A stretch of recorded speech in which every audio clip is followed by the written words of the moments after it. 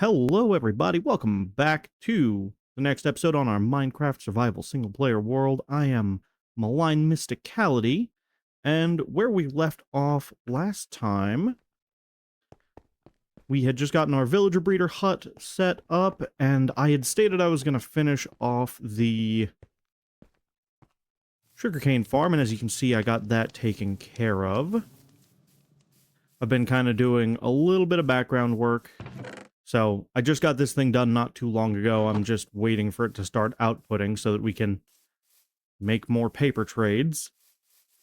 And then I'm going to start dotting in more of these structures, some facing this way, some sideways, kind of following along the entirety of the cliff here. And I'm going to start working on the shape of the secondary cliff here, so that we can get this whole second cliff kind of terraformed in. And then I'm deciding whether or not I want to have a third tier of cliffs. I think we're going to see how it looks once we have two in, and take it from there. I've also been making gradual trades. Obviously, more mending books is the primary goal right now, so that we can get a lot of equipment kind of set up. I haven't gotten too terribly much done, because I've also been working on the Sherlock Holmes Let's Play series, which, if you guys haven't been checking that out, it's a lot of fun. It's kind of a Sherlock Holmes meets Lovecraft's Cthulhu mythos game, and it's really interesting, so I'd highly recommend checking that out. Those videos are coming out every Wednesday, with the special exception of I did a bonus Halloween episode as well, which should already be live on the channel.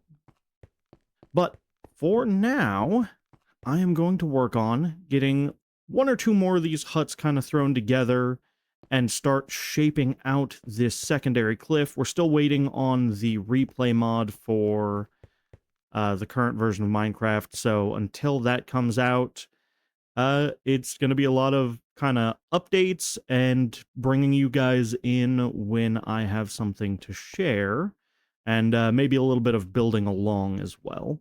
But I'll grab you guys back when I am ready for our next little bit here. Alright guys, welcome back. I did a little bit more digging on this cliff side, so now it kind of curves along a little bit where the elevation changes. I still need to do a little bit of smoothing along that end, but once we get past that point, we're going to kind of cut in and continue to follow that higher curve up. And then it's kind of going to curve back up to meet around where that's at, which I think is going to be nice. I did a little bit of enchanting, a little bit of trading, so I got and disenchanted just a basic axe and pick that are mending. I'm going to throw mending on this as well, just because having a efficiency 4 axe with mending seems like a good idea until I can get this fully upgraded. And I got this shovel as a temporary shovel, which, honestly, efficiency 5, silk touch, unbreaking, mending, this is going to be a really good shovel to just dig through a lot of this work on. So we're going to keep pushing this back, and once I have this shape roughly roughed in, I'll go grab some more tuff and kind of get the tuff line marked out along the edge of this, just to see how it's going to look, and we'll take a look at it from, you know, a couple spots down over here, off in the distance over there, see how it looks. And then, once that's done, we're going to start throwing in our second and maybe third villager huts. But I figure we'll have one down the end back there, and then we'll have the path kind of come along. We'll have spaces for 2 or 3 of them back in this little area, because it's a little bit deeper. And then, once we have a little, like, villager community up here, I've got to go through and light up this whole hill as well to make sure a bunch of zombies and crap don't spawn. We'll come back to looking at what we're going to do here probably next episode. I want to have time for you guys to throw in the comments what you think. I'm leaning towards a fountain, I think, as just a little decorative spot, but also doing a large, you know, custom tree here could be good too. Kind of a large oak hanging over. So, I'm not sure, but we'll figure that out later. Other than that, I've been breeding up and killing off a bunch of the cattle, which has been giving me a bunch of leather for books, and a bunch of raw beef that I've been cooking as I go here. And that's about all I've got for updates right the moment. So I'm going to keep chipping away at this, get this shaped out the rest of the way, get the tough line in, we'll get a good look at that, and then I'll bring you guys back in to build the next villager house. Alright guys, welcome back in. I kind of picked the spot for our next hut. I've got most of the construction done on it, though I do need to leave one of these sides open here so that we can bring villagers in when we're done. Full pockets. Drop that for now. I want to finish getting... Actually, I actively need that right now as well, so let's put that away because I'm not using it. Grab our scaffolding. And we need to get the daylight sensor circuit in place. So, and put our daylight sensor back center here. Make sure it's in negative mode. Let's see. 1, 2, 3, 4, 5. Oh, no, I need that back one further. What am I doing? I know the deal.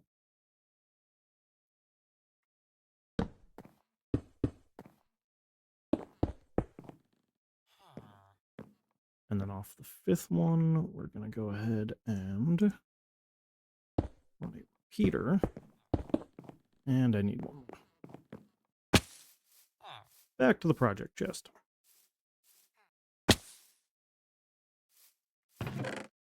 You know, I used to be confused as to how people could wind up with giant chest monsters around, and it's becoming more and more apparent every project I do. My inventory is always full. Alright, so now when it hits night, these should all shutter off. And then we need to get the roof on this thing, which is what all of our tough is for.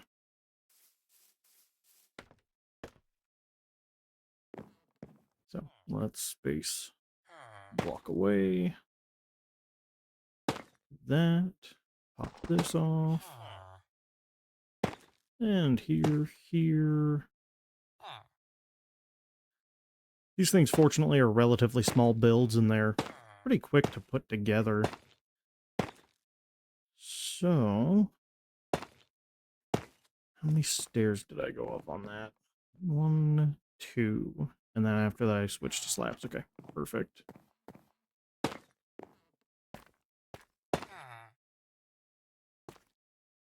And then upside down stair, there and there. Up this here.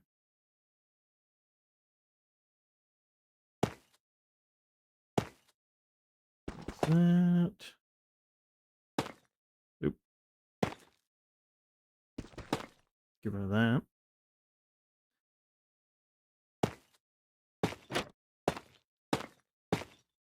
And there we had the shop front close on this one.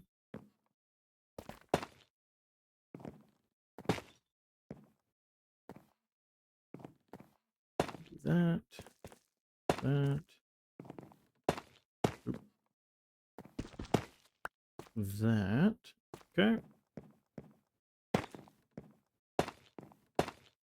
Double slab, and double slab. Perfect.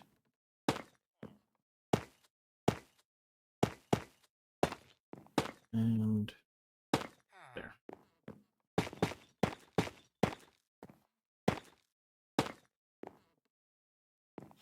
Fabulous. All right, let's head to bed real quick. And then we'll finish getting the roof on this thing in the morning.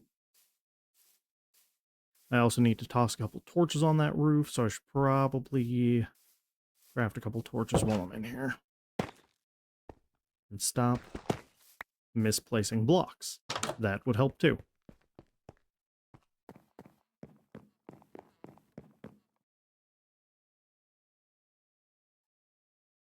Got the Parrots and the Bats achievement again because, you know, world reset. I hadn't really worked too much on animals since having to save the world. Man, that sounds really dramatic. Having to prevent the world from being fully corrupted, saving the chunks I could. That also really far more dramatic than it is, man. Alright, I've got plenty of dark oak slabs. I need more dark oak stairs. And our one dark oak trapdoor because we need a trapdoor over the daylight sensor.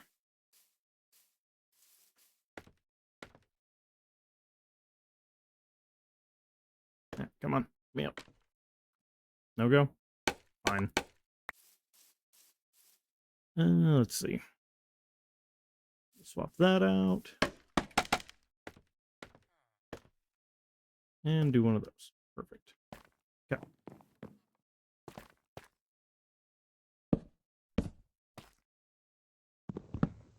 Really need to stop misplacing blocks here. Okay, and then we do...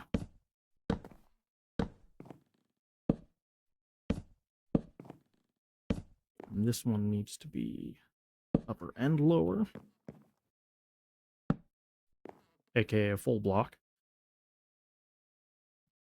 Then we do that, that, and that. So yeah, all things considered, these are a pretty simple structure. But, like I said in the last one, it's far better than I normally treat villagers when I'm building a trading hall. Normally I do just like everyone else does. I just dump them straight into a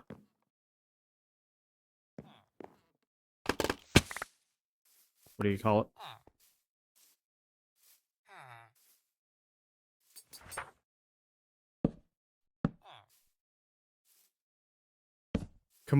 A hole in the ground with a workstation and a bed. So, you know, it's a quality of life increase for these guys for sure from how they tend to be treated. I'm not gonna say that necessarily it's the best accommodations, but it's far better than I would normally do. Plus, it helps the aesthetic of the village as a, or the build here, I guess, as a whole. We need to do one more of those for when we seal this thing in. I'm gonna need to grab my boats again. Let's see. Need to put one more of those right there. But from over here, oh yeah, I think that the tough works really well with that palette. Okay. And obviously it's gonna have a big hole in the side, so it's not gonna look right, but oh yeah, from this angle you can hardly tell. Yeah, there we go. It's kind of what we're looking for, is to start getting kind of different color tones, different directions, different little villager houses dotted through here. So let's go ahead and get our bunk beds in, and then I will bring over a couple more villagers, get a couple more workstations put in, and bring you guys back when we have something more to share. Alright guys, here's another quick look at where we're at. So we have our second villager hut in. We've got our cliff face it perfectly ended up matching up there, so we've got it running along here as well. I've got to clear down those and replace all the stone over there with more grass, which we have a ton of in that chest. That's all just full of grass and dirt. Our efficiency 5 silk touch mending shovel here. It honestly, it's overkill. Efficiency 4 on an iron shovel is already insta-mine for anything that you're going to use a shovel for. So this is already kind of overkill, but eventually we'll probably end up replacing it with a diamond tool, because why wouldn't you? It'll just look better in the hotbar once everything else is there. But it got us carved back to here. I'm debating whether we want to do a third cliff face up, or if we just want to leave it how it is, where that kind of acts as a natural separator. I kind of want to run a third cliff face, but I don't know how far back in we'd need to push for that one. But this little flat area here we're going to use, and either way I'm going to go up there and I'm going to clear a little bit more of a flat area above that can be used for further build as well.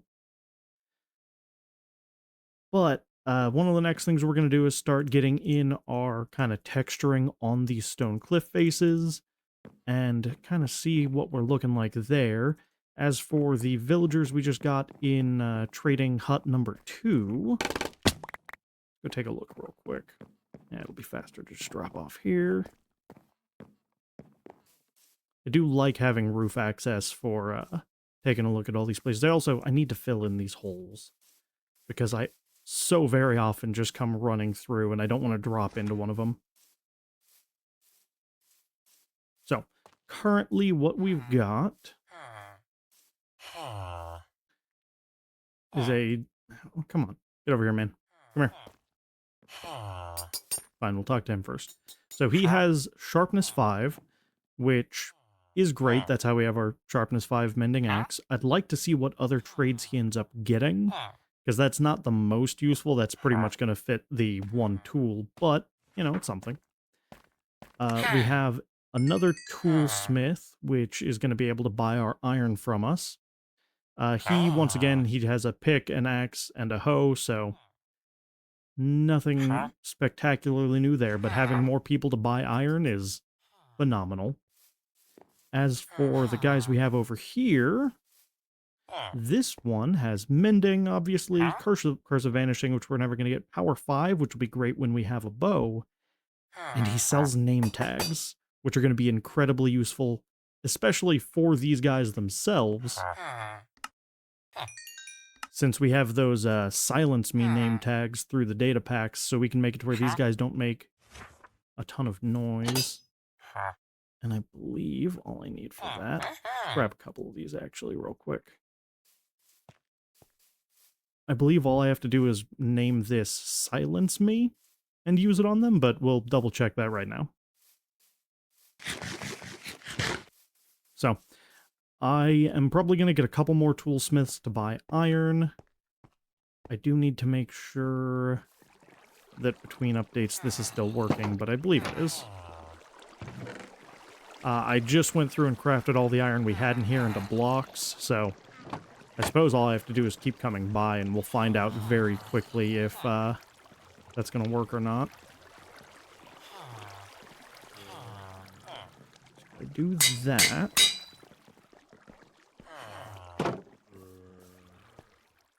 we should be able to very quickly verify if this is going to work. And then we just don't have to hear the villagers making all of their villager noise when we're running through our town, which I think is ideal. They're very loud.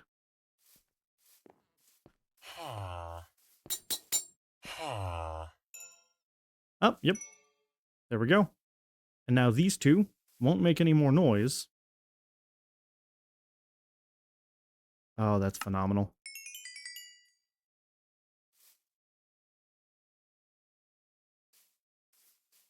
Have I sold you all my paper? I did. So, mostly what I've been doing is working on, obviously, the building, the terraforming, and just in between everything, checking in with these guys and selling all of the iron and paper that I can.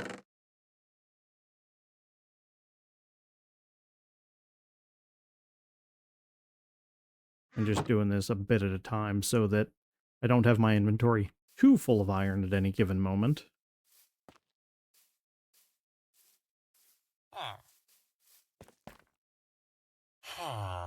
Let's see. And obviously iron becomes less valuable the more I trade it to him, so sometimes I need to give him a day or two in between to get the prices back down, but even at this point, I think it's fine. This guy also sells bookshelves, which is great, because it makes the grind for leather a little less important, since we can just do that. No, you're not willing to trade again yet. Alright, what'd you get, man? Get over here. Come on. See, this is the problem, is I made this 3 deep so that they'd have room to move around in, and sometimes they're just a little out of range.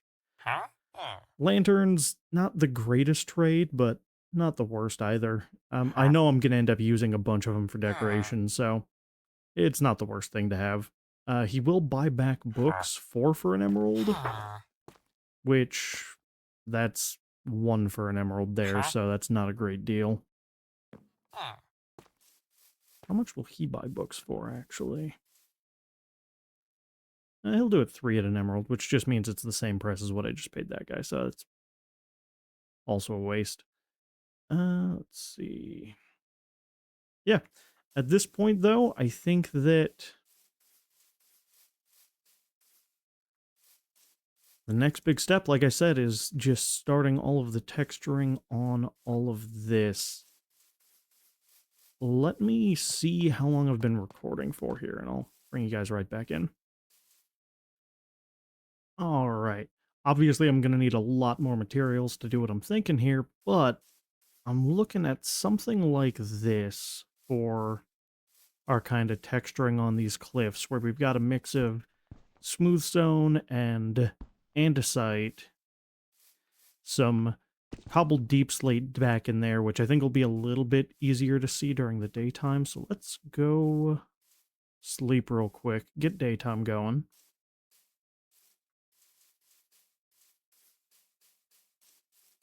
And then take another quick look at this.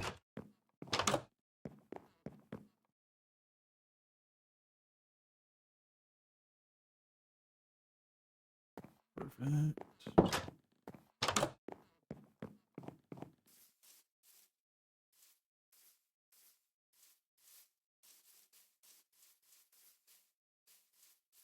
Yeah, and then you kind of get dark shadowed spots, lighter up front spots. It's going to take a while to get this entire thing done. Between episodes, I'm going to have to do a lot of digging and get a lot more smooth stone and andesite. Good thing we have a quarry to dig out. But I do think that it's going to be worth it in the end. Take those 2 spots and switch them to smooth stone. Maybe put andesite there, there. Just for, you know, deeper texture, a little bit more definition to the kind of space. So we're going to try and do that across all of the cliff around the bottom and top layers, just to give this thing some extra depth. Let's try and get a look at that from up above here on the roof.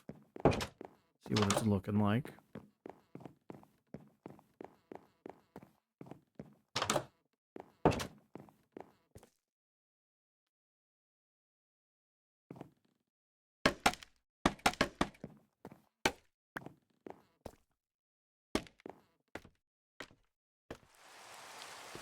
And of course it starts to rain. Yeah, I think that that's going to be really good once we get it done along the entire cliff face. So, get inside real quick because the rain is so loud.